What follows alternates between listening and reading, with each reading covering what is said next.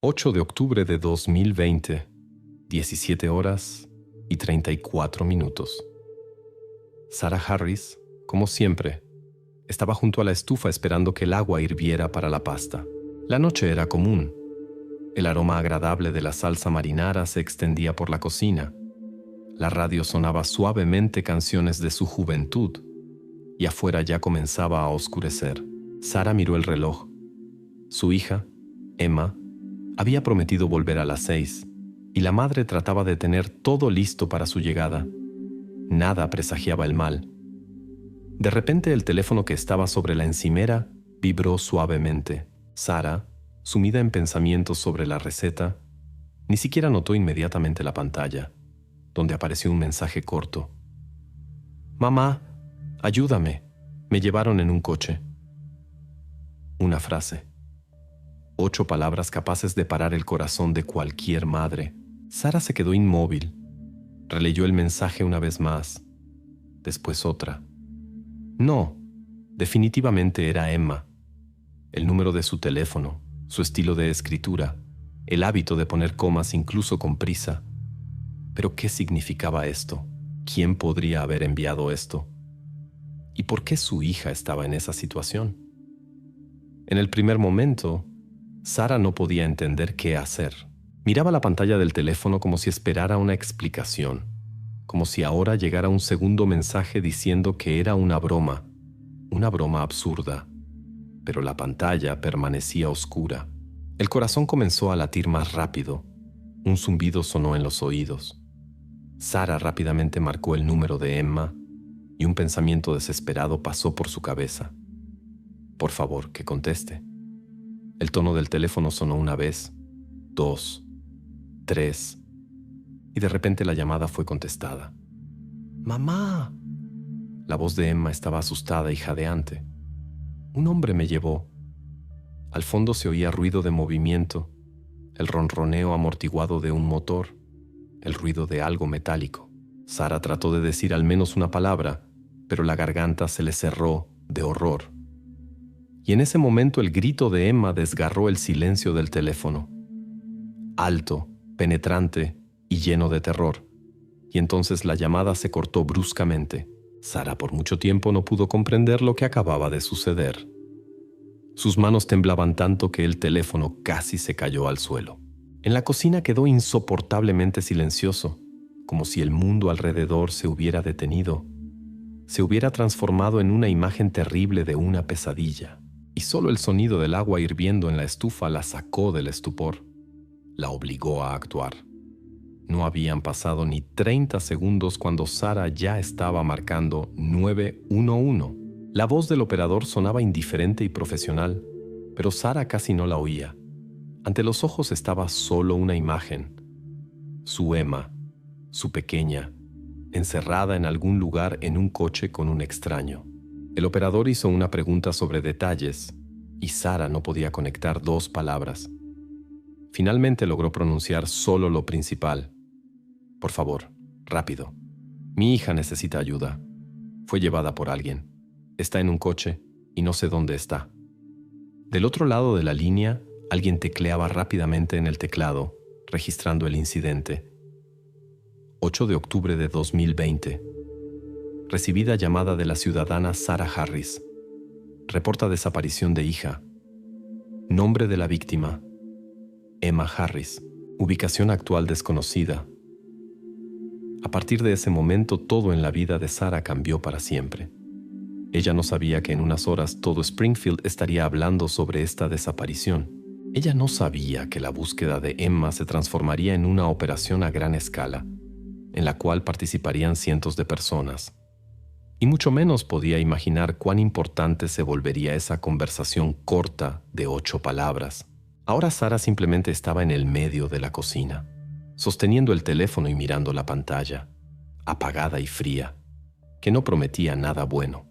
El agua en la estufa hacía mucho que había hervido completamente, y sus ojos estaban dirigidos hacia algún lugar a través de las paredes, a través de las casas, hacia donde estaba su hija, y donde ella esperaba tan desesperadamente por salvamento y ayuda. Debería haber vuelto a casa con un conejo. Era exactamente así como sonaba el plan, y Emma creía que el día terminaría exactamente así. Pero ahora la esperaban eventos completamente diferentes. No una noche en familia, no abrazos alegres de los padres, sino oscuridad y miedo en un coche extraño. ¿Cómo fue que una ida común a la tienda de mascotas terminó en una pesadilla así? Emma Harris era una estudiante común de Springfield. Cuarto grado, escuela primaria Lincoln, mochila con llaveros coloridos que cambiaba toda semana. Amaba el helado de fresa, series sobre superhéroes y libros sobre Harry Potter. En las paredes de su cuarto había dibujos de unicornios y pósters de Taylor Swift. Y en el rincón había una casita vacía hasta entonces para Conejo, regalo de los padres en su 10º cumpleaños. Emma hacía mucho pedía tener una mascota, pero los padres dudaron por mucho tiempo. Primero decían que era demasiado temprano, después que era trabajoso. Al final, Emma convenció a la madre y al padre, prometiendo que ella misma cuidaría del animalito. Y entonces, el jueves, 8 de octubre, finalmente llegó el día tan esperado. Después de la escuela, Emma y su amiga Lily fueron a la tienda de mascotas Happy Pets, ubicada a solo unas cuadras de sus casas. Para Emma, esta no era solo una ida a la tienda, era un paso hacia la realización de un sueño. El día estaba cálido y soleado, un típico día de octubre en Springfield. Las amigas salieron de la escuela conversando alegremente y discutiendo sobre qué nombre sería mejor para el conejo. Lily sugería llamarlo Cookie, y Emma insistía en el nombre Peluchito. En el camino pasaron por una cafetería, compraron 2 batidos de vainilla y se rieron mucho viendo videos graciosos en TikTok. El mundo alrededor parecía simple y comprensible, y en ese momento Emma ni imaginaba que ese día cambiaría su vida para siempre. En la tienda, la elección no fue tan simple. Frente a las jaulas con conejos, Emma estuvo 40 minutos enteros, observando los animalitos y tratando de entender cuál de ellos sería el mejor amigo. Al final, su elección recayó sobre un pequeño conejo gris con patitas blancas y orejas largas y graciosas. El vendedor ayudó a transferir cuidadosamente el animalito a una caja de cartón con agujeritos para aire, y las amigas felices partieron de regreso. Ese día no tenían prisa, caminaban despacio. La caja era cargada cuidadosamente por Lily, y Emma sostenía en la mano la bolsa con comida y la jaula que los padres habían pagado por adelantado en la tienda. Discutían planes para el fin de semana. Las amigas ya habían acordado encontrarse el sábado para juntas organizar la casita del conejo. Cuando las amigas llegaron al cruce cerca de la calle Brook, sus caminos se separaron. La casa de Lily quedaba un poco más cerca, y ella, sonriendo, pasó la caja a Emma. «Hasta mañana», saludó Lily desapareciendo en la esquina. «Hasta mañana», gritó Emma en respuesta, acomodando la caja con el nuevo amigo y pisando cuidadosamente sobre las grietas en el asfalto. De allí hasta casa quedaban solo 200 metros, solo unos minutos de camino por una calle tranquila al lado del Parque Jefferson, donde generalmente a esa hora jugaban personas, paseaban perros y adultos volvían del trabajo. Este tramo del camino Emma lo conocía de memoria, como cualquier residente local. En la cabeza de Emma giraba un pensamiento simple. En casa, la madre ya debía estar preparando la cena y el padre había prometido ayudar a organizar la casita para Peluchito. Pero esos 200 metros, Emma nunca llegó a recorrer. Ahora nadie sabrá exactamente qué pasó en ese tramo corto, aparentemente absolutamente seguro del camino. Las cámaras de seguridad registraron solo a Emma caminando por la acera, cargando la caja, mirando a los lados, y entonces en el cuadro apareció rápidamente un coche. Después de eso, nadie más vio a la estudiante.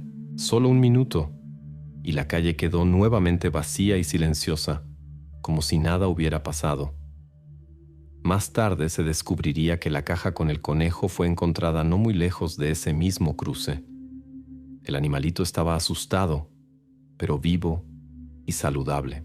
Emma, sin embargo, parecía haber sido tragada por la tierra, y la cuestión de cómo esto pudo suceder en medio de una calle tranquila se volvió la más importante para toda la ciudad. Pero ahora, en este exacto momento, Mientras los padres de Emma vivían su vida común y aún no sabían que su hija ya había enviado ese mensaje terrible, la policía apenas comenzaba a desenredar el ovillo de esta historia. Aún ni imaginaban con qué tendrían que lidiar y quién exactamente estaba conduciendo el coche que cambió para siempre la vida de Emma Harris. ¿Cómo pudo suceder esto? En pleno día, a solo 200 metros de su casa, cerca de una calle concurrida y literalmente frente a esa misma tienda de mascotas donde Emma acababa de recibir el conejo tan esperado. Todo pasó en 5 minutos. 5 minutos en los que una estudiante desapareció y nadie escuchó o vio absolutamente nada. Parece imposible, ¿no? Pero, sin embargo, sucedió. La amiga de Emma, Lily, más tarde repetiría a la policía una y otra vez las mismas palabras. Todo estaba normal.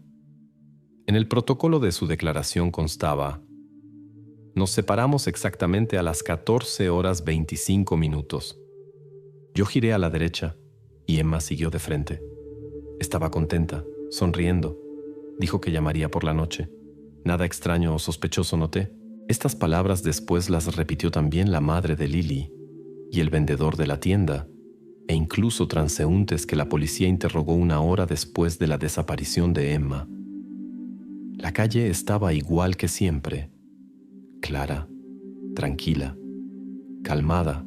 Allí jugaban personas, alguien paseaba con un perro, alguien simplemente regresaba a casa después del almuerzo en una cafetería cercana.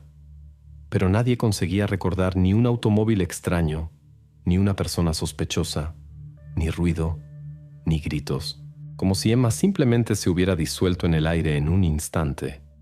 El tiempo entre la separación de las amigas y el mensaje enviado a la madre fue de solo 5 minutos. 5 minutos que ahora parecían una eternidad entera. En ese tiempo, Emma debería haber pasado por la tienda, cruzado la calle, quedado literalmente a la vista de su casa. Pero fue exactamente allí, en ese punto minúsculo del espacio y del tiempo, que algo salió mal. A las 14 horas 30 minutos, Sarah Harris recibió aquel mensaje. «Mamá, ayúdame, me llevaron en un coche». Un pedido desesperado, un grito de socorro, enviado desde un automóvil. Imaginen solo esa imagen, apenas algunos segundos, y el mundo familiar de la familia Harris se desplomó para siempre. La calle Brook de repente se llenó del ruido de sirenas. A las 3 de la tarde ya estaba repleta de coches de policía. Aparecieron las primeras personas de uniforme, llegaron investigadores y especialistas caninos. Comenzó una investigación a gran escala del territorio. Padres de casas vecinas espiaban por las ventanas. Personas asustadas se quedaban paradas en las aceras observando el drama que se desarrollaba. Muchos aún no sabían exactamente qué había pasado, pero todos sentían algo terrible. A las 15 horas, la policía oficialmente anunció un plan de interceptación. El protocolo ya contenía la formulación clave: desaparición de persona. Se lanzó una investigación a gran escala. Comenzaron interrogatorios, búsquedas de testigos, estudio de grabaciones de cámaras de seguridad. La ciudad como que se detuvo en expectativa, tratando de entender quién y por qué había cometido algo así. En las noticias ya aparecían los primeros reportajes. Estudiante desapareció. Policía pide ayuda de testigos. Y todos los que veían esta noticia pensaban en una cosa: ¿será que esto podría pasarle a alguien que simplemente estaba yendo a casa? Pero el tiempo pasaba y no había respuestas.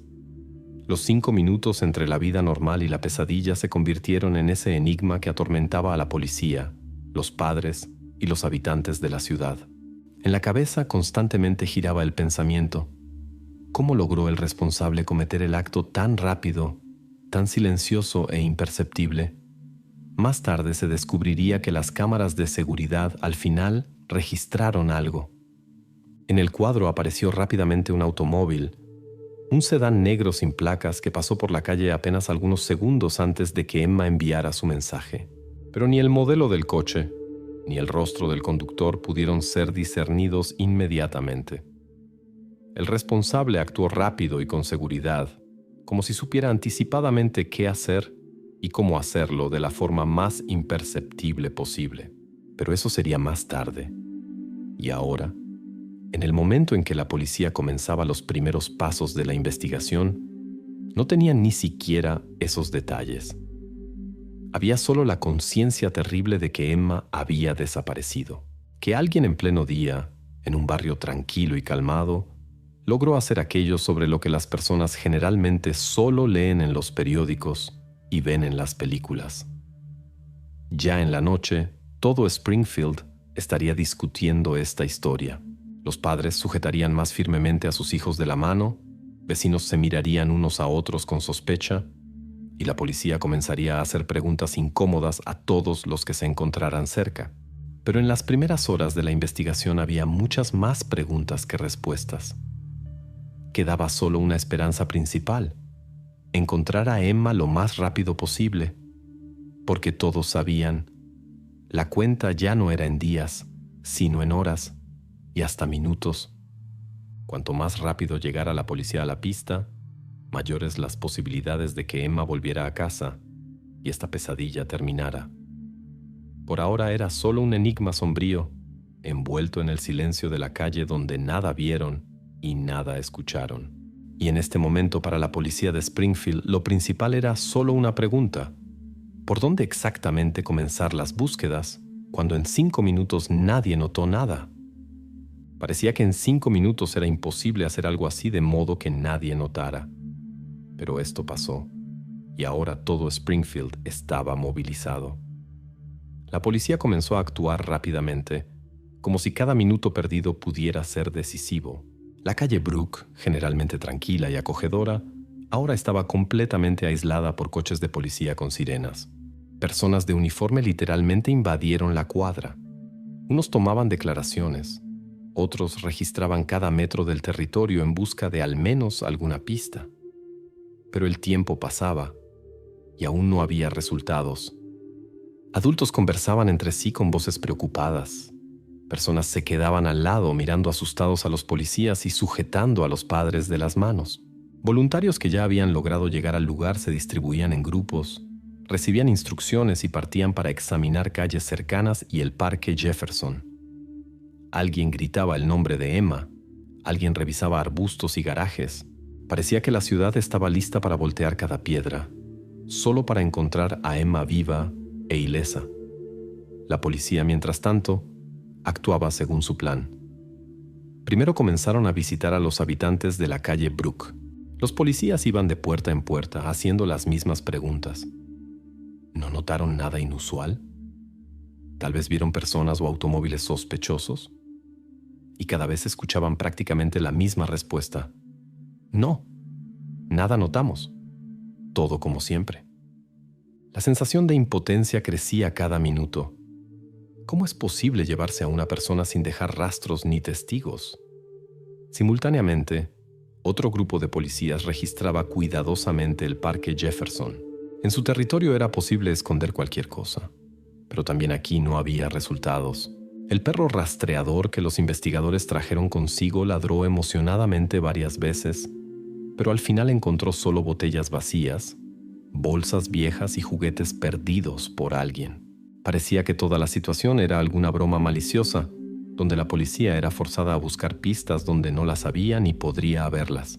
Mientras tanto, especialistas técnicos de la policía solicitaron todas las grabaciones posibles de cámaras de seguridad. Se descubrió que en la calle Brook no había tantas.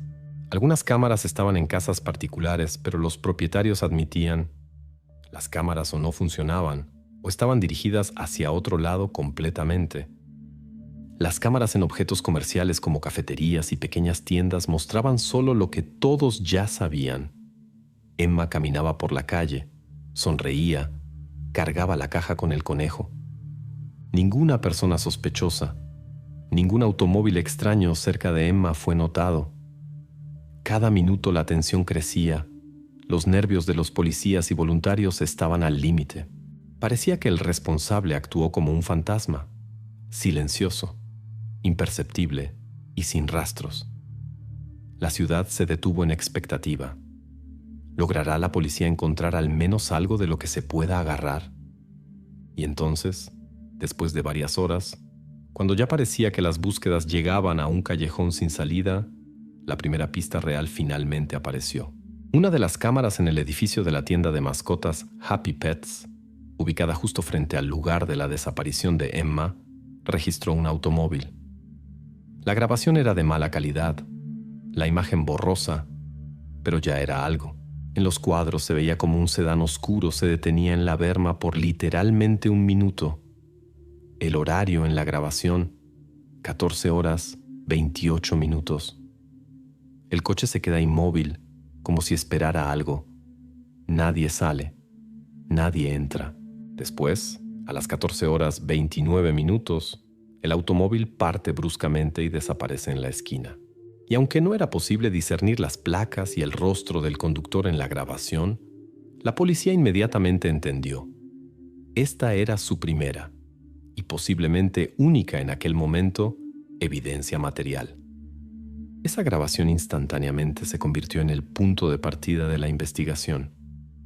Apareció la primera pista de cómo exactamente Emma pudo desaparecer en cuestión de segundos.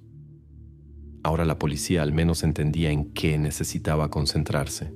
Inmediatamente comenzaron a verificar automóviles similares y especialistas técnicos intentaron mejorar la calidad del video, pero aún quedaban muchas preguntas. ¿De quién era ese sedán?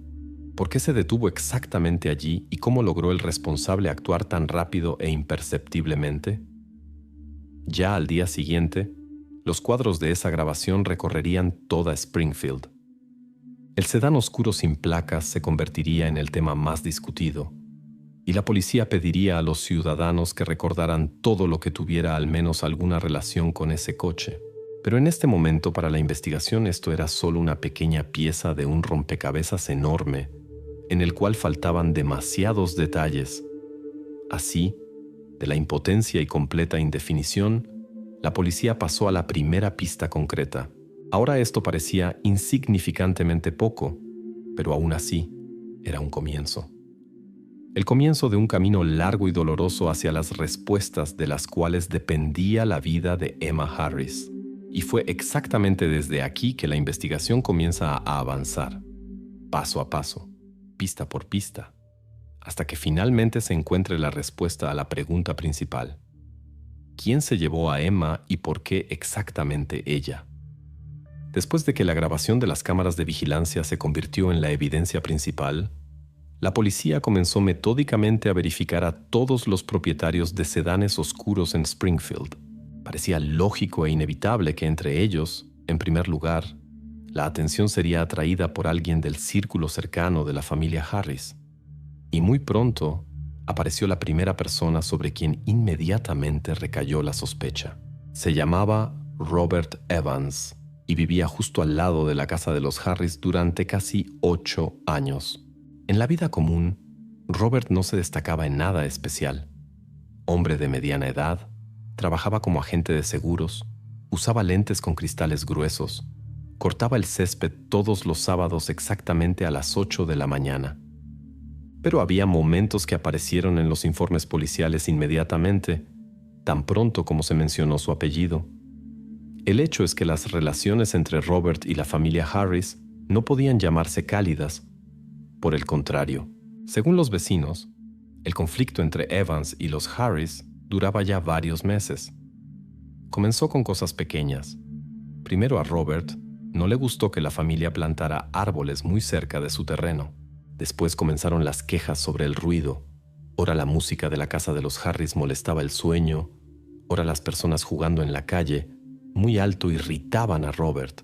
Y aunque la familia Harris trataba de suavizar el conflicto, a veces incluso intentando establecer una conversación amigable, Evans se volvía cada vez más cerrado e irritable. Y ahora, cuando la policía estudió las grabaciones de las cámaras e hizo la descripción del automóvil, Robert Evans fue el primero que encajaba perfectamente en esos datos. En su garaje se encontraba exactamente ese sedán, oscuro, de color negro, exactamente el tipo que apareció en la grabación cerca de la tienda de mascotas. Cuando los investigadores llegaron a su casa, en la calle ya había oscurecido. Cerca del porche ardía una lámpara solitaria y la casa parecía sombría y cerrada, como si sus habitantes supieran anticipadamente sobre la próxima visita de la policía. Robert encontró a los policías en el umbral. Estaba muy nervioso y se confundía en las palabras cuando se le pidió que contara sobre su ubicación en el momento de la desaparición de Emma. Yo estaba en casa. Todo el día estuve en casa, dijo inseguro, mirando por encima del hombro como si buscara apoyo de su esposa. La esposa de Evans, Caroline, pronto confirmó sus palabras. Parecía preocupada, pero repetía con determinación que el marido no había salido de casa ni por un minuto. «Ustedes conocen a Robert», trataba de explicar ella a los policías. «Él a veces se queja, pero no es capaz de hacerle daño a alguien, mucho menos. ¿Están pensando en algo tan terrible?». La policía estaba obligada a verificar todo hasta el final. Entonces los investigadores decidieron examinar el coche y solicitar grabaciones de las cámaras de vigilancia que estaban instaladas justo en la casa de los Evans. Mientras la tecnología estudiaba el video, Robert permanecía callado a un lado, ajustándose nerviosamente los lentes y mirando a los vecinos que espiaban por las ventanas, entendiendo que ahora se había convertido en el héroe principal de rumores malos. Las grabaciones de las cámaras de la casa de los Evans se mostraron inesperadamente nítidas y convincentes. En el video se veía claramente cómo el automóvil de Robert permaneció todo el día en el garaje. Ninguna puerta se abrió. El coche no se movió. Robert estaba en casa. Se ocupaba de pequeños quehaceres en el patio. Salía periódicamente al porche. Todo era tan común y natural que hasta las sospechas más insistentes de la policía se disiparon instantáneamente. En la noche del mismo día, la policía oficialmente excluyó a Robert Evans del círculo de sospechosos.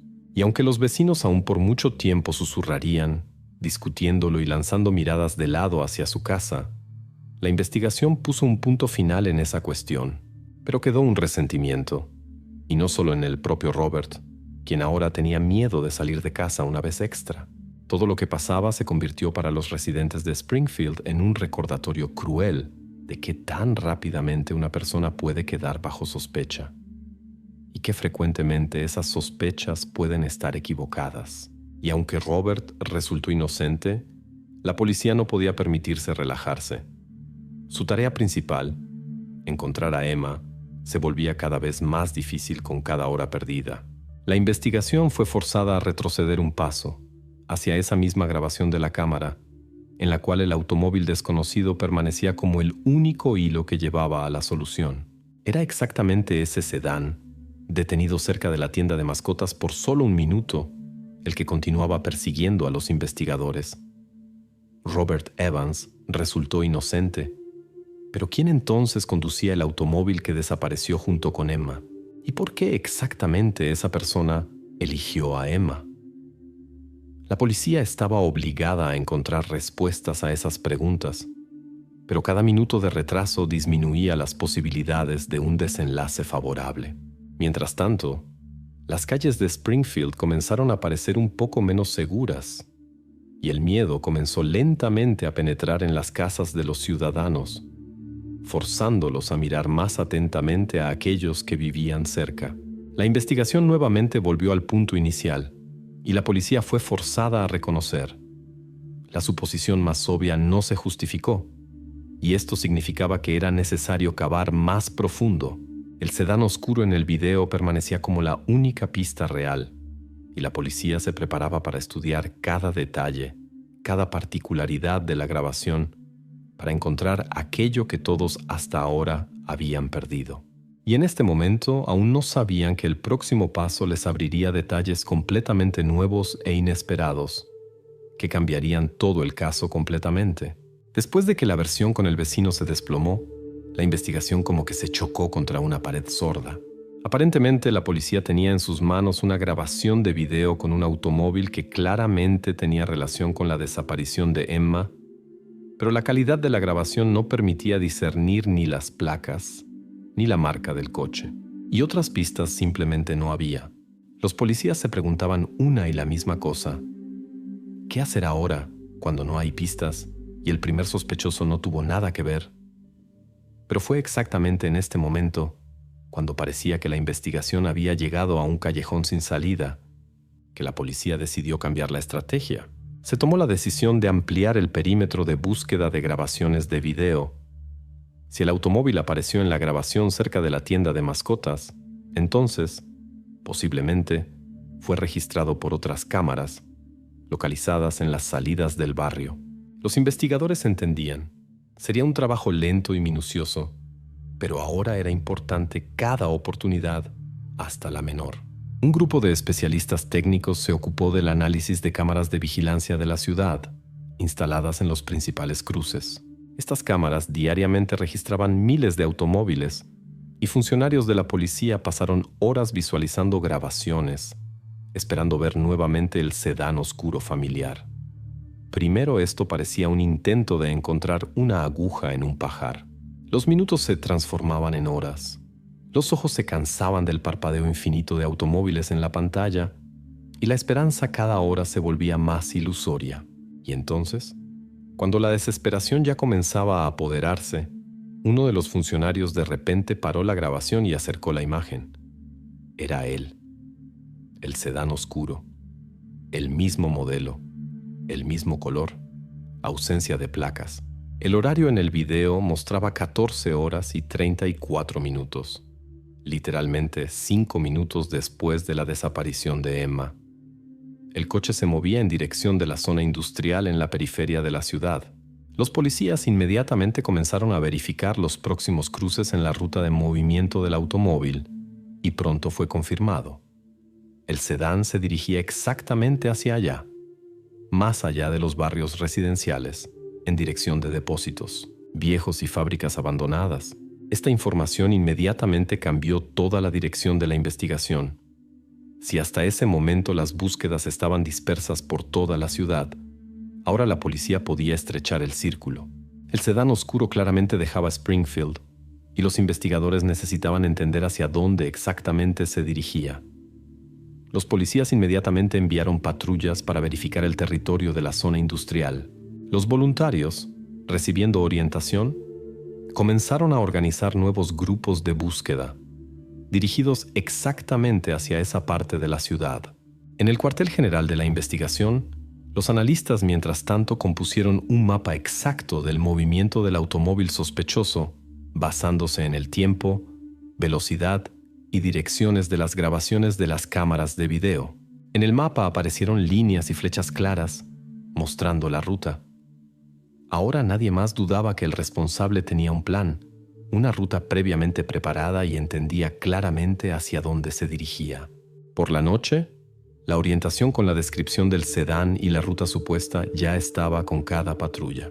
Los coches de policía comenzaron a recorrer la zona industrial y territorios adyacentes, examinando cada construcción abandonada, cada rincón y callejón.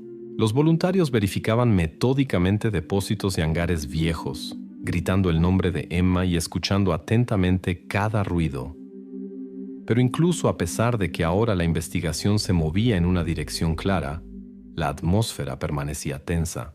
Nadie podía saber con certeza qué exactamente encontrarían en esos lugares abandonados.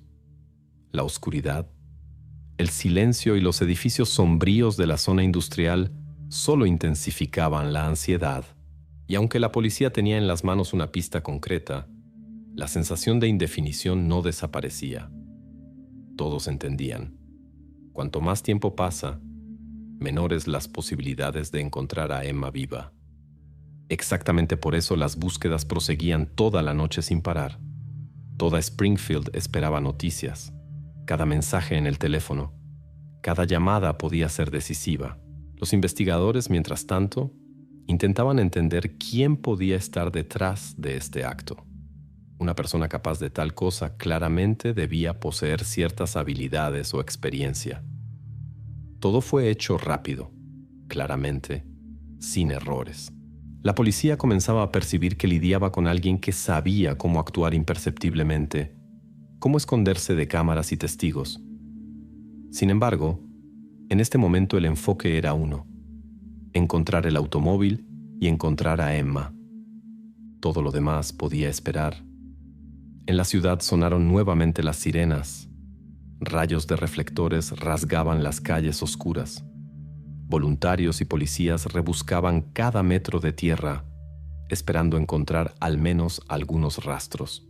Ahora se movían exactamente por el mapa construido por los analistas, y esa confianza daba al menos una pequeña esperanza. La investigación nuevamente ganó un vector claro. Después de la sensación de completa desesperanza, la policía y los ciudadanos recibieron un objetivo hacia el cual se movían con confianza y sin dudas. Nadie sabía lo que los esperaba al final de la ruta, pero todos entendían. De qué tan rápido lograran encontrar ese sedán dependía no solo la vida de Emma, sino también la tranquilidad de toda Springfield. Sin embargo, la investigación aún no sospechaba que las verdaderas sorpresas estaban por delante. El sedán oscuro era solo el comienzo, y los detalles que pronto aparecerían forzarían a todos a mirar esta historia de forma completamente diferente. Pero por ahora, la policía no sabía que ya al día siguiente se enfrentarían con un descubrimiento que voltearía todo el caso de cabeza. En la búsqueda de pistas, los investigadores fueron obligados a ir aún más lejos. Primero verificaron todas las cámaras. Después interrogaron a testigos, pero los resultados eran catastróficamente pocos. Por eso la policía decidió usar otro enfoque. Si los testigos no vieron nada, si las cámaras casi no mostraron nada, entonces posiblemente las respuestas estaban en otro lugar, en las bases de datos. Ahora la atención de la policía se dirigió hacia aquellos que ya habían caído en el campo de su visión, hacia aquellos cuyos nombres y direcciones ya eran conocidos por el sistema. En la ciudad de Springfield vivía mucha gente con pasado sombrío, y los investigadores decidieron verificar a cada uno que pudiera ser capaz de tal acto. Buscaban coincidencias por automóviles, antecedentes y ubicación el día de la desaparición de Emma. La revisión de la base comenzó temprano por la mañana y continuó hasta altas horas de la noche. Los policías estudiaban metódicamente archivos, verificaban información sobre coches y teléfonos, y en cierto momento la atención de uno de los funcionarios fue atraída por un registro sobre un habitante local con biografía bastante alarmante. Ya tenía antecedentes por agresión, y esto automáticamente lo convertía en una figura interesante para la investigación. Pero lo que era aún más importante, a su nombre estaba registrado un sedán oscuro, que coincidía perfectamente en la descripción con aquel que apareció en la grabación de video cerca de la tienda de animales. El nombre del sospechoso por ahora no era divulgado, pero su personalidad inmediatamente causó fuerte tensión entre los investigadores. Aún más sospechoso era el hecho de que su teléfono celular, según datos de la operadora, estaba en la región de la calle Brock exactamente a las 14:30, en el mismo momento en que Emma envió a su madre el mensaje sobre haber sido llevada. Pero esta aún no era toda la información. Lo más extraño y alarmante fue descubierto un poco después. A las 15 horas, apenas media hora después de la desaparición de Emma, el teléfono del sospechoso inesperadamente se apagó. Y esto no fue simplemente una batería descargada o mala conexión. El teléfono fue apagado intencionalmente y permaneció inaccesible hasta la mañana del día siguiente. La policía inmediatamente clasificó esta acción como extremadamente sospechosa. Si una persona de repente apaga el teléfono exactamente cuando toda la ciudad está en estado de pánico y búsqueda activa, entonces, obviamente, intenta esconder algo. Y esto lo convirtió en el sospechoso número 1 a los ojos de la investigación. Mientras tanto, los investigadores inmediatamente comenzaron a verificar su pasado más detalladamente. El sospechoso vivía en la periferia de Springfield, en una casa discreta, rodeada por una cerca alta. Los vecinos se referían a él de forma ambigua. Alguien lo consideraba callado y cerrado, otros directamente hablaban de que esa persona causaba ansiedad. Contaban sobre cómo frecuentemente conducía durante las noches, cómo casi no salía de casa durante el día, y una de las vecinas hasta se acordó de cómo una vez explotó en gritos después de que personas jugaran muy cerca de su patio. Los policías decidieron actuar con cautela, entendiendo que ahora su tarea no era simplemente encontrar al sospechoso, sino reunir evidencia suficiente para presentar acusación. La casa fue puesta bajo vigilancia. Establecieron observación 24 horas sobre él intentando entender si esa persona se comportaba de forma inusual después de la desaparición de Emma. Cada paso suyo, cada salida en coche era cuidadosamente registrada. Pero lo más extraño era que prácticamente dejó de salir de casa, como si hubiera sentido la vigilancia o simplemente decidido esconderse. Su coche, ese mismo, negro y sin placas, permanecía en el patio, escondido bajo una lona, como si no pretendiera usarlo en un futuro próximo. Mientras los investigadores recopilaban datos, toda la ciudad ya estaba consciente del nuevo giro en el caso. Las personas hablaban sobre el sospechoso, discutían su pasado, inventaban las más diversas versiones sobre motivos y objetivos. Miedo y rabia desbordaban Springfield, y cada nuevo mensaje forzaba a los ciudadanos a ponerse cada vez más nerviosos. Pero la policía por ahora no revelaba su nombre oficialmente. Aún quedaba la probabilidad de error, y la investigación no quería repetir la misma situación que pasó con el vecino de los Harris. Por eso los investigadores trabajaban silenciosamente, pero intensivamente. Verificaban todos los contactos del sospechoso. Analizaban rutas de sus desplazamientos en las últimas semanas. Estudiaban cuidadosamente grabaciones de otras cámaras de vigilancia, intentando confirmar o refutar su participación en el caso. Sin embargo, el hecho de que el teléfono del sospechoso fue apagado inmediatamente después del supuesto acto era demasiado sospechoso para ignorarlo. Esto no fue una casualidad, sino un paso claro, dirigido para evitar rastreo y esconderse de la policía. Esto se convirtió en el nuevo centro de la investigación y forzó a los investigadores con energía redoblada a buscar otras confirmaciones de su culpa. Y aunque la policía aún no sabía con certeza si exactamente esa persona era culpable de la desaparición de Emma, los investigadores ya entendían que habían encontrado a alguien cuyo comportamiento no podía ser ignorado. Ahora les quedaba solo reunir evidencia suficiente para transformar sospechas en hechos. Pero por ahora la ciudad esperaba y contenía la respiración. El próximo paso de la policía debía ser decisivo, y nadie podía predecir qué secretos exactamente se abrirían cuando los investigadores tocaran la puerta del sospechoso. Ahora los investigadores sabían exactamente a quién buscar y a quién vigilar. Había una persona concreta, había un automóvil concreto, y parecía que faltaba apenas un paso para la solución. Pero había un problema que ahora parecía insoluble. La policía no tenía idea de dónde exactamente estaba el sospechoso. Su casa estaba bajo vigilancia, el teléfono estaba apagado, y él mismo como que se evaporó, como si hubiera sentido la aproximación de la policía y anticipadamente preparado caminos para la retirada. La cuestión sobre su localización se volvía la más aguda y alarmante. La investigación entendía que cada minuto perdido disminuía las posibilidades de encontrar a Emma a tiempo. El 9 de octubre la ciudad nuevamente despertó en ansiedad. Las personas ya sabían que la policía había llegado a la pista del sospechoso, pero aún no lograba encontrarlo. Los voluntarios continuaban verificando metódicamente lugares hacia donde el responsable podía haberse dirigido. En el foco aún estaba la zona industrial, rodeada por fábricas abandonadas y depósitos. Era exactamente allí donde ayer se perdió el rastro del sedán oscuro, y allí mismo ahora se concentraban los principales grupos de búsqueda. Ya era bien pasado el mediodía cuando llegó una llamada que cambió completamente el ritmo de la investigación. A las 16:40, uno de los voluntarios, un hombre llamado Tom, que registraba el territorio de un depósito viejo en la periferia de la zona industrial, informó a la policía que había notado un automóvil sospechoso.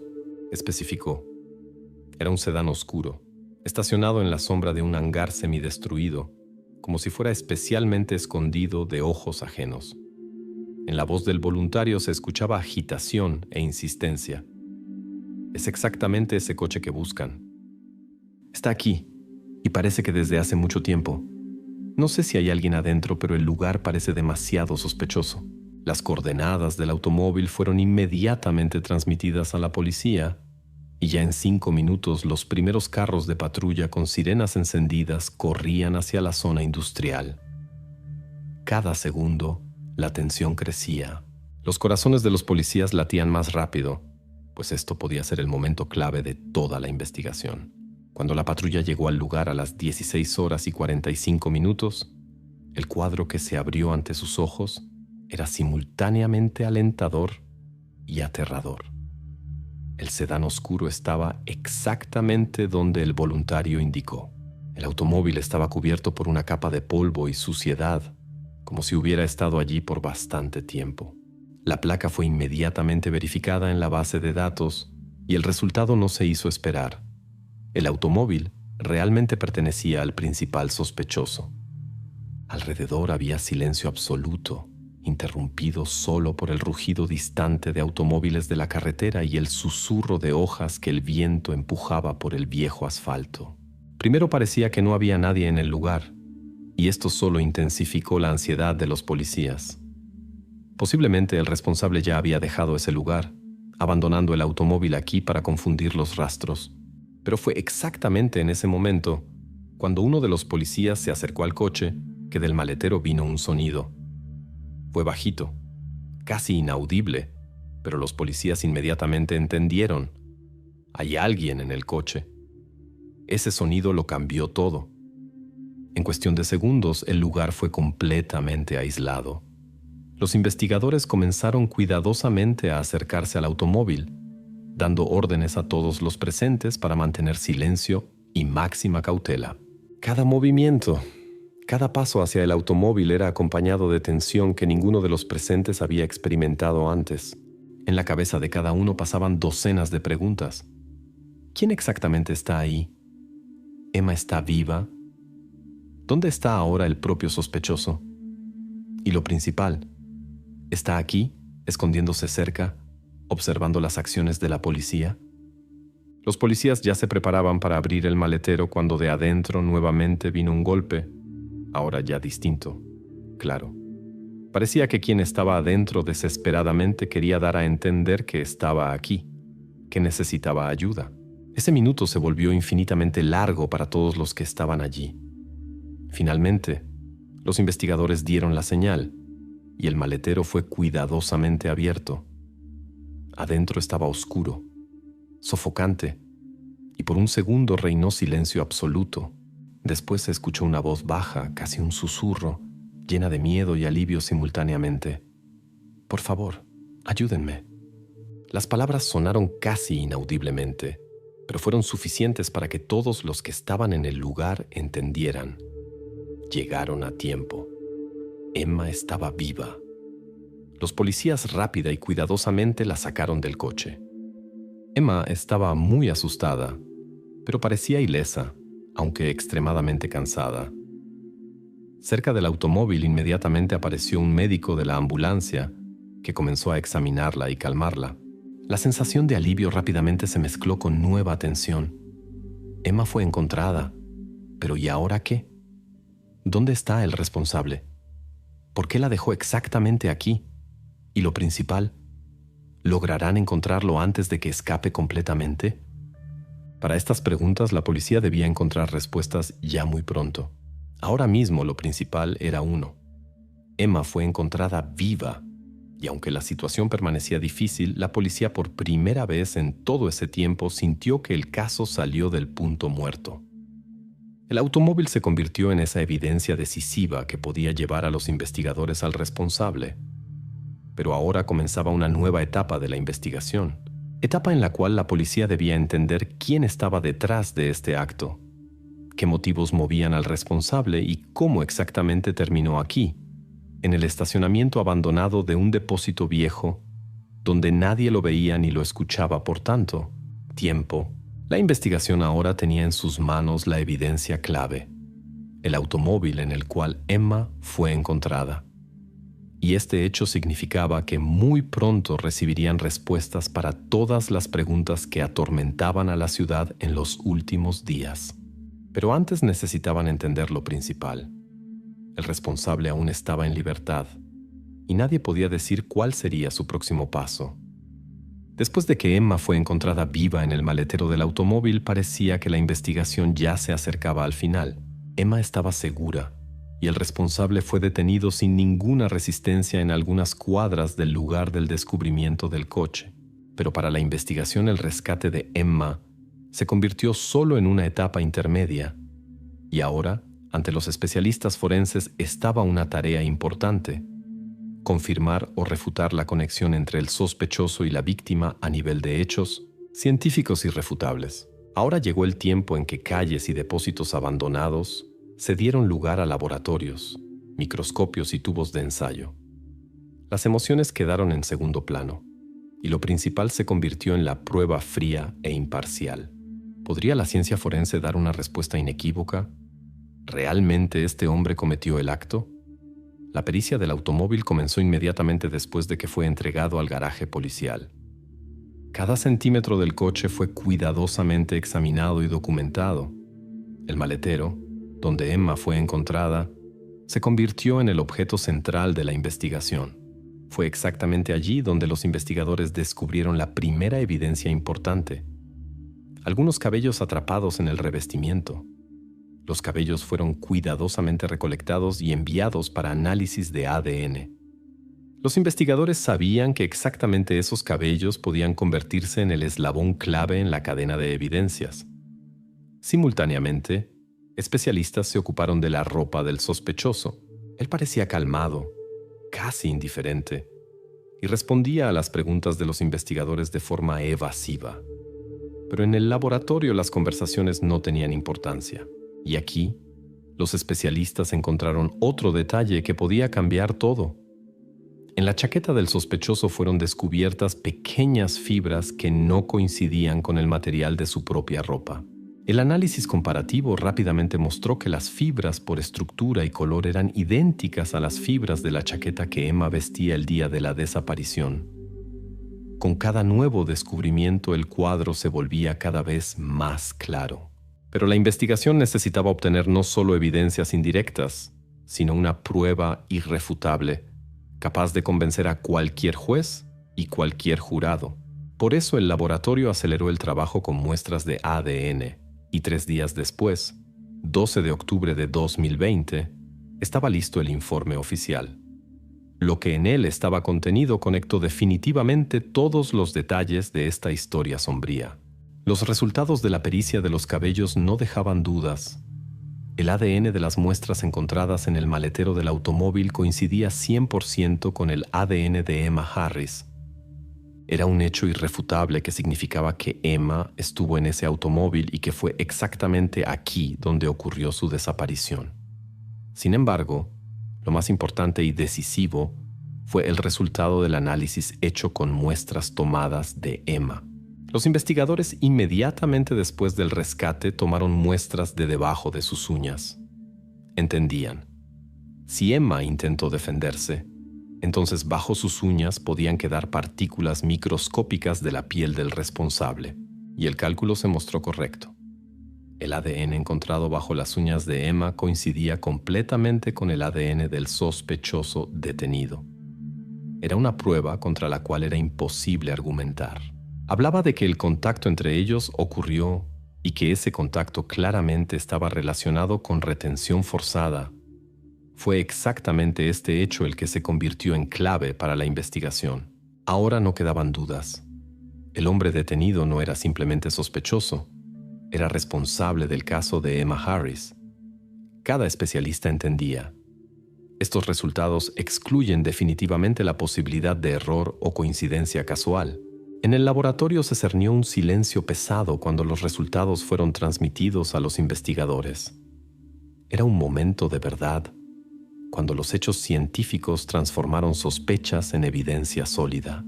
Ahora la policía tenía todas las bases para presentar acusaciones oficiales. El rompecabezas en el que investigadores y especialistas forenses trabajaron día y noche finalmente se armó. Ya no había lugar para suposiciones y presunciones. Ahora existía solo certeza rigurosa, basada en los resultados de pericias. Sin embargo, el trabajo de la investigación no terminó en esta etapa. Aunque la culpabilidad del sospechoso ya estaba de hecho probada, quedaba una pregunta más que exigía respuesta. Motivo. ¿Por qué exactamente Emma? ¿Por qué exactamente ese día? ¿Y por qué exactamente de esa forma? La policía necesitaba entender estas cuestiones para comprender completamente todo el cuadro de lo ocurrido. Pero por el momento los investigadores recibieron lo principal, evidencia irrefutable conectando al sospechoso con la víctima. Ahora no quedaban dudas sobre su culpabilidad. Estos hechos fríos y sin emoción se convirtieron en la fundación sobre la cual sería construido el proceso judicial. Y aunque ahora Springfield suspiraba aliviada, entendiendo que el responsable fue capturado, la ciudad también sabía. Lo más difícil aún estaba por delante. En el tribunal, que debía ocurrir pronto, ciudadanos y padres de Emma finalmente conocerían todos los detalles, motivos y circunstancias del caso que cambió la vida de tantas personas. El análisis especializado dio respuesta a la pregunta principal que atormentaba la investigación. El responsable fue encontrado, y su conexión con la víctima fue establecida al nivel de hechos científicos. Pero ahora la ciudad esperaba nuevas respuestas, pues detrás de cada caso están razones sobre las cuales la policía aún solo tenía que descubrir. Después de que la pericia de ADN confirmó con seguridad la conexión del sospechoso con Emma Harris, parecía que la investigación estaba casi terminada. La policía ya no dudaba de quién exactamente llevó a Emma y se preparaba para la próxima etapa, el proceso judicial. Pero en el aire aún flotaba una pregunta pequeña, casi imperceptible, que fue planteada aún al inicio de la investigación. Se refería al conductor del servicio de entrega, cuya camioneta pasó ese día por la calle Brook. La pregunta era simple, pero extremadamente desagradable. ¿Podría la policía haber cometido un error fijándose en el sospechoso obvio y con eso haber perdido al verdadero responsable? Era exactamente ese pensamiento el que no daba sosiego a la investigación y forzaba a los investigadores a verificar cuidadosamente todas, hasta las versiones más improbables. Pues el precio del error era demasiado alto. La policía decidió verificar minuciosamente la ruta del conductor del servicio de entrega, que varios testigos mencionaron aún en las primeras horas después de la desaparición de Emma. El hombre trabajaba en una gran empresa de entrega de paquetes y prácticamente todos los días pasaba por la calle Brook. Esta circunstancia se convirtió en la razón para verificación adicional. Los investigadores inmediatamente solicitaron del servicio de entrega datos completos de registros GPS de la camioneta de trabajo del conductor para ese mismo día, 8 de octubre. A primera vista, los datos parecían completamente comunes. La camioneta realmente pasó por la calle Brook, deteniéndose en varias direcciones. No había paradas sospechosas o inesperadas, pero la investigación no podía permitirse un enfoque superficial. Por eso cada dirección fue cuidadosamente verificada. Uno tras otro, residentes de las casas indicadas en los registros confirmaban que recibieron sus paquetes a tiempo y vieron personalmente al conductor. Pero la cuestión más importante era el tiempo. La policía debía entender claramente cuándo exactamente el conductor estaba en la calle Brook y si él podía de alguna manera estar involucrado en la desaparición de Emma. Según los registros, la camioneta estaba en la calle exactamente a las 14 horas 15 minutos. Esto fue solo 10 minutos antes del momento de la desaparición, lo que automáticamente lo hacía potencialmente sospechoso. Por un lado, el conductor podía haber logrado cometer el acto y huir. Por otro lado, el intervalo de tiempo parecía demasiado restringido. Para completa certeza, los investigadores decidieron interrogar detalladamente a los clientes para quienes fueron entregados paquetes en ese horario. Una de las residentes de la calle Brook, señora Deborah Clark, confirmó que exactamente a las 14 horas 15 minutos recibió su paquete personalmente de las manos de ese mismo conductor. Ella se recordaba distintamente de su rostro y hasta de su camioneta, porque ese día estaba molesta con el retraso de la entrega y por mucho tiempo lo esperó mirando por la ventana. En sus palabras no había ni la menor duda, y la policía rápidamente entendió que exactamente esa conversación se convertiría en clave en la verificación de esa versión. Los investigadores interrogaron a algunas personas más, y todas confirmaron completamente las palabras de la señora Clark. El conductor del servicio de entrega estaba en la calle Brook, no después de las 14 horas 15 minutos, y después de eso, rápidamente dejó el barrio, dirigiéndose hacia la próxima dirección. Su ruta estaba claramente documentada y confirmada por varios testigos independientes. Este fue aquel momento en que la última versión alternativa finalmente se desplomó. el conductor fue completamente excluido del círculo de sospechosos. Él no solo tenía una coartada de hierro, sino que tampoco poseía cualquier posibilidad física de cometer ese acto en el intervalo de tiempo designado. La policía oficialmente cerró la línea de investigación relacionada con la camioneta de entrega, y ahora el círculo de sospechosos finalmente se estrechó hasta una sola persona. Todas las dudas y preguntas que atormentaban la investigación a lo largo de los últimos días desaparecieron. La policía no podía más ni debía dudar. El hombre detenido después del descubrimiento del coche era ese mismo responsable que llevó a Emma Harris. A pesar de que la versión con el conductor había sido una pista falsa, desempeñó un papel importante. Confirmó que la investigación fue objetiva y verificó cuidadosamente todas las opciones. Esto fue fundamentalmente importante para que posteriormente, ya en el proceso judicial, nadie pudiera cuestionar la calidad de la investigación.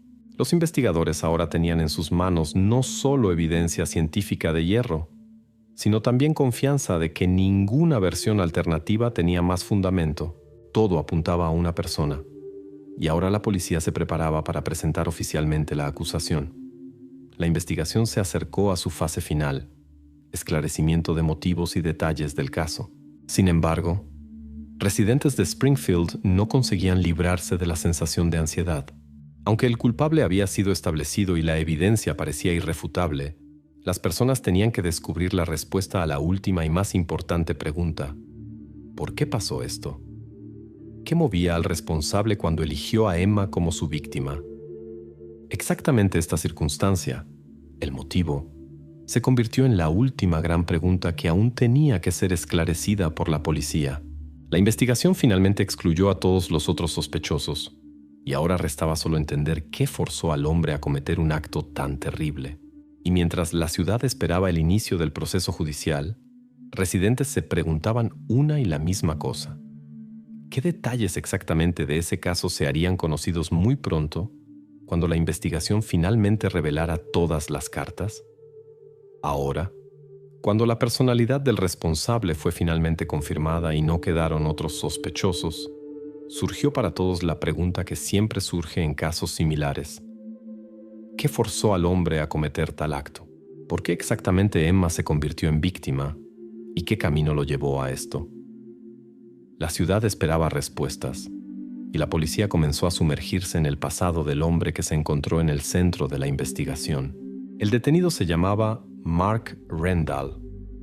Él no era joven, 42 años, y durante ese tiempo logró acumular una biografía que no se desearía a nadie. Sin embargo, externamente Mark no se destacaba en nada especial. Altura media, apariencia común, rasgos del rostro nada notables. Tal persona podía pasar en la calle y nadie le prestaría atención. Pero detrás de esa apariencia externa común se escondía una historia completamente diferente, mucho más sombría y alarmante de lo que podría parecer a primera vista.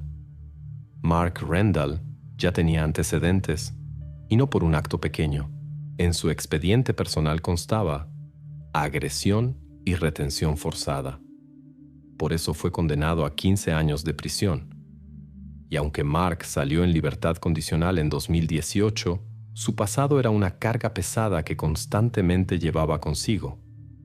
Parecía que el pasado no lo liberaba, forzándolo a volver repetidamente a los lados sombríos de su naturaleza. Después de la liberación, Mark no podía encontrar trabajo permanente.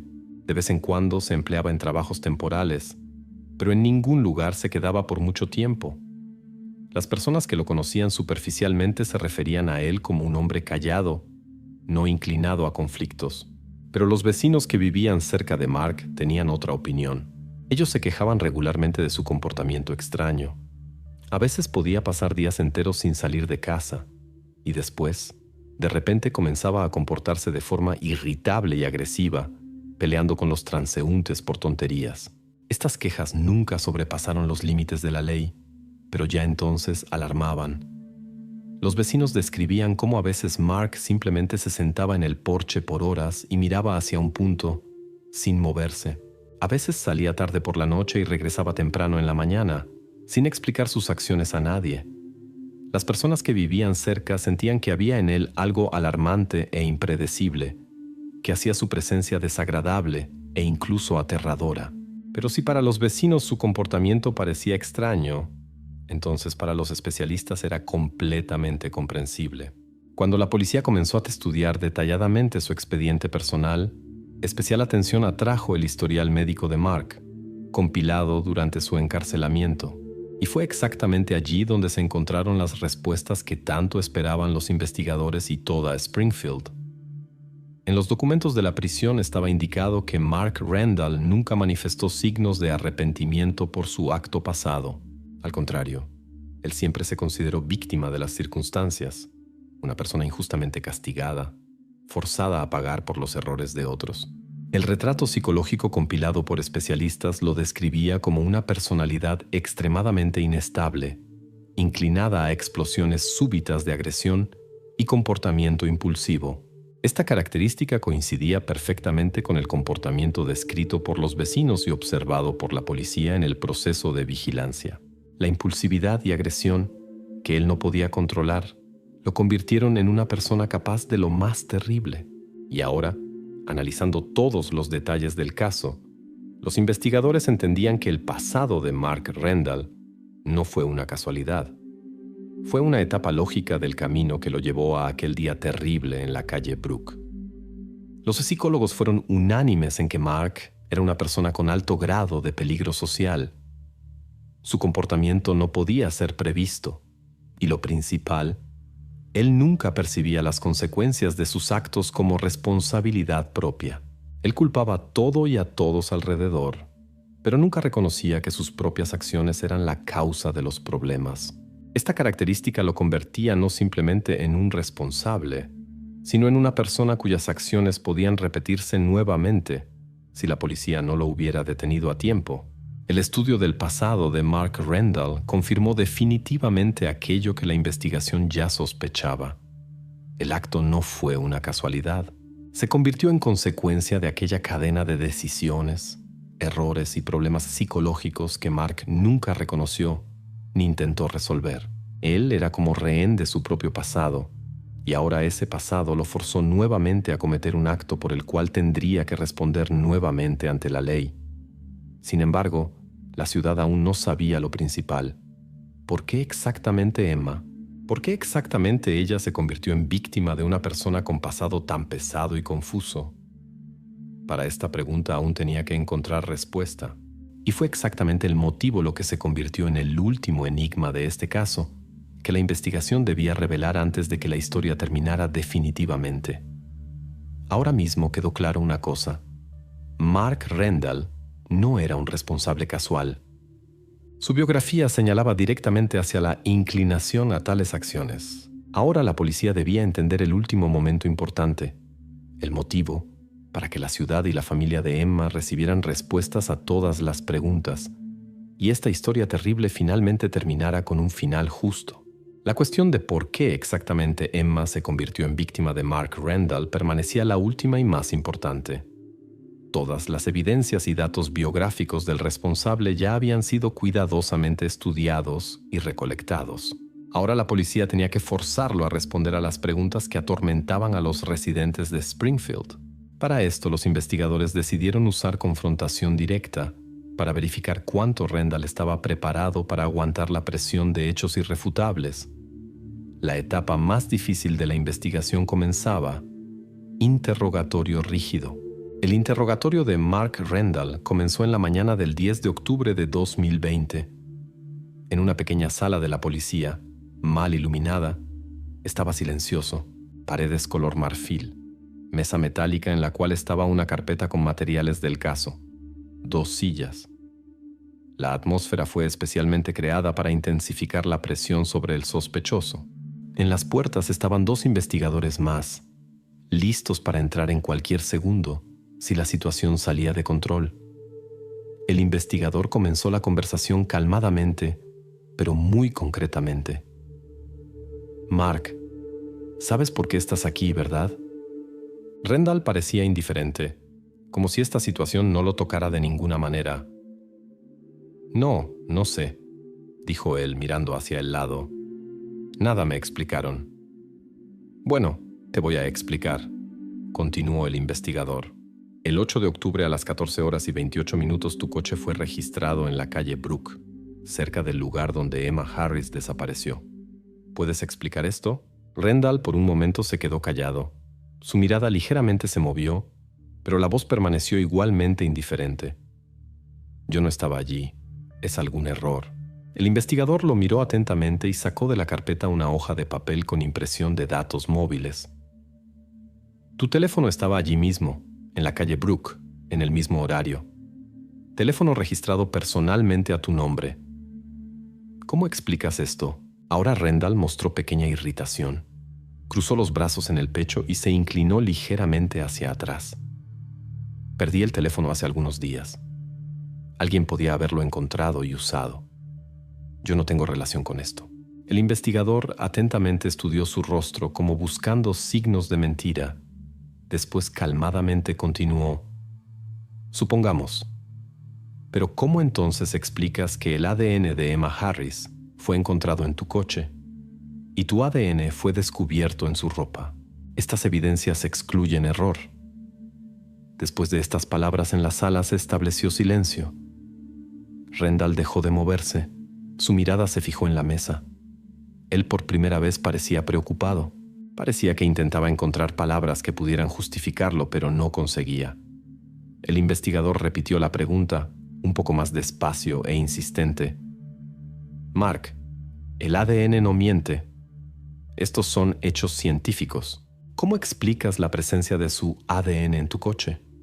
Rendell continuó silencioso, como si en la sala no hubiera nadie además de él. Sus dedos ligeramente temblaron y quedó claro que los hechos ejercían sobre él impacto mucho más fuerte que las palabras. Pero incluso ahora él no admitía su culpa. Tienes la posibilidad de explicar todo. Ahora, esta es tu oportunidad, dijo suavemente el investigador, sintiendo que el sospechoso estaba a punto de quebrarse. Mark Rendell de repente levantó bruscamente la cabeza y miró directamente a los ojos del investigador. Su mirada era fría y llena de desafío. Ya dije. No sé de qué hablan ustedes. Yo no estaba allí, y yo no conozco a Emma. El investigador nuevamente abrió la carpeta, esta vez colocando en la mesa fotografías del lugar del caso y reporte de la pericia de ADN. Este es el reporte del laboratorio. El ADN bajo sus uñas te pertenece. Esto significa que Emma se defendió. Ella luchó. Puedes continuar negando todo, pero entiendes perfectamente que esto ya es inútil. Rendell cerró los puños y desvió la mirada. Su respiración se volvió más pesada y los hombros se tensaron. Parecía como si por primera vez comprendiera la seriedad de lo que había pasado. El investigador volvió a presionar. ¿Por qué la elegiste, Mark? ¿Por qué exactamente Emma? Pero Rendell siguió en silencio, y su silencio se volvía cada vez más pesado y tenso cada segundo. El investigador cambió de táctica, tratando de sacarlo de equilibrio. Tal vez la habías visto antes. Tal vez la observabas desde hace tiempo. Era un blanco fácil, ¿verdad? Pequeña, sola en la calle. ¡Paren! Rendell lo interrumpió, ya claramente perdiendo el autocontrol. No voy a decir nada. Pero el investigador entendía que debía continuar la presión. Era el momento de la verdad. Entonces explica al menos una cosa. ¿Por qué apagaste el teléfono inmediatamente después de que ella desapareciera? ¿Por qué te escondías? ¿Es ese el comportamiento de una persona inocente? Mark se levantó bruscamente de la silla, empujándola hacia atrás. Dos investigadores inmediatamente entraron a la sala, pero el investigador con un gesto les mostró que se detuvieran. Miraba directamente a Rendell, sin desviar la mirada. Siéntate, Mark. Ya sabes que este es el final. Ahora solo es cuestión de responder las preguntas o seguir negando lo obvio. Rendell se detuvo por un segundo. Luego lentamente se sentó de nuevo. En sus ojos apareció algo parecido a la conciencia de la derrota. Levantó la cabeza y por primera vez en todo el interrogatorio dijo con voz firme: «Solo hablaré en presencia de un abogado». Estas palabras sonaron clara y distintamente. El interrogatorio había terminado. El investigador suspiró y cerró la carpeta. Los investigadores salieron junto con el detenido y en la sala nuevamente se estableció silencio. Mark Randall no confesó el acto directamente, pero su negativa a hablar después de la presentación de evidencias irrefutables fue suficientemente elocuente. Ahora a la policía solo le quedaba prepararse para el tribunal, donde todo esto sería examinado nuevamente. Mientras tanto, el resultado principal fue que el acusado se quebró bajo el peso de las evidencias. No confesó abiertamente, pero para todos fue obvio que su resistencia fue quebrada. La investigación tenía todo lo necesario para seguir adelante, y aunque los residentes de Springfield aún no sabían qué exactamente había pasado en esa sala, entendían. Las respuestas a todas las preguntas ya estaban muy cerca. El proceso judicial debía finalmente revelar los motivos del caso y poner un punto en la historia que conmocionó a toda la ciudad. Aunque el interrogatorio de Mark Randall le dio a la policía la comprensión de que el acusado sintió el peso de las evidencias, su negativa a admitir culpabilidad dejaba a la investigación cierta indefinición. Estaba claro que participó en el caso de Emma Harris, pero sin su reconocimiento directo los abogados podían intentar usar las lagunas restantes, alegando carácter casual del acto o incluso inocencia. La policía necesitaba algo que no dejara a la defensa ni la menor oportunidad, evidencia absoluta e irrefutable que confirmara no solo participación, sino también intención de Randall, y esa evidencia pronto fue encontrada. Los investigadores decidieron una vez más, cuidadosa y metódicamente, estudiar todos los dispositivos técnicos confiscados en el curso de la investigación. Entre ellos estaba también el teléfono de Emma, que previamente había sido verificado superficialmente, pero ahora fue dirigido a pericia técnica profunda con el objetivo de restaurar cualquier dato borrado. Los especialistas pronto hicieron un descubrimiento que instantáneamente cambió toda la alineación del caso. En la memoria del teléfono de Emma, fue descubierto un borrador inacabado de un segundo mensaje que Emma intentó escribir a su madre inmediatamente después de ser llevada en el automóvil del responsable. El mensaje decía así: «Coche oscuro, pasamos por el depósito». Emma no logró enviarlo, pero incluso inacabado se convirtió en evidencia importantísima, mostrando la dirección del movimiento del coche y confirmando testimonios sobre la ruta. Pero el principal avance fueron los resultados de la pericia del teléfono del propio Randall. Los especialistas restauraron consultas de búsqueda que él cuidadosamente borraba y claramente esperaba esconder de la policía. El contenido de esas consultas hablaba por sí mismo: horario de la escuela de Springfield y calles silenciosas cerca del Parque Jefferson. Estas consultas de búsqueda fueron hechas exactamente una semana antes del caso de Emma. Ahora los investigadores recibieron confirmación absoluta de que el acto no fue casual o acto impulsivo, como se podía suponer, estudiando el perfil psicológico de Mark. Al contrario, quedó obvio que él cuidadosamente planeó cada paso, eligiendo horario y lugar apropiados para el caso. En la sala donde los especialistas técnicos presentaron estos datos a los investigadores, se estableció silencio completo. Estas ya no eran suposiciones ni hipótesis. Eran hechos contra los cuales era imposible argumentar. La planificación e intención fueron probadas definitivamente. Nadie más podía afirmar que el caso ocurrió casualmente o fue resultado de una explosión emocional súbita. Cada paso fue pensado anticipadamente y Emma se convirtió en blanco elegido conscientemente. Ahora la policía tenía en las manos aquella evidencia irrefutable con la que todos soñaban desde el inicio de la investigación. El borrador del mensaje de Emma confirmó la ruta del automóvil, y las consultas en el teléfono de Randall claramente indicaban planificación del acto.